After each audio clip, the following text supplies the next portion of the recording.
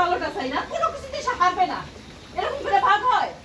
আমি ভালোটা নিলাম, এটা আপনি কইতে পারলেন না যে আমি ভালোটা নিলাম? এই যে আপনার ঘরে যে কম্বলটা, ভাইজান যে কম্বলটা গায়ে দেয়, সেই কম্বলটা জোসনার বাপ 3 বছর আগে ইস্তেমা থেকে নিয়ে আসছিল। ভাইজান পছন্দ করছে, সেই লেগে আপনাকে দিছি।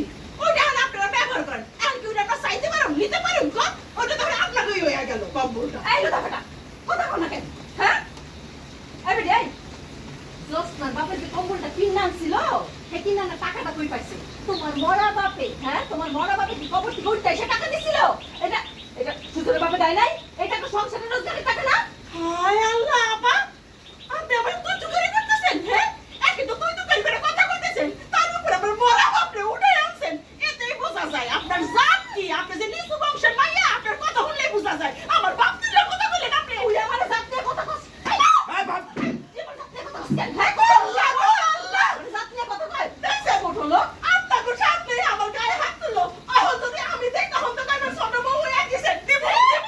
আই আই আমার নাই তোর বড় থামাস থাকি লিখা তুই আমি বউরে থামাই রাখির লেগে কথা কইতেছ। আর তোমার বউ যেরকম করতেছে, যে আচরণ করতেছে, যেরকম কথা কইতেছে, এরকম বডি টাচ করতেছে আমার বউরে, তুই তো বউরে থামাইতে পারতেছ না। হ্যাঁ, আই। ওর লেগে তো খুব টান তোমার। মুরবে কথা কস মারবো এক থাপ্পড় এই যে আমার গালে শর্ট দিছিল না, একটা শর্ট দিছে, আজকে আমার মারছে আবার।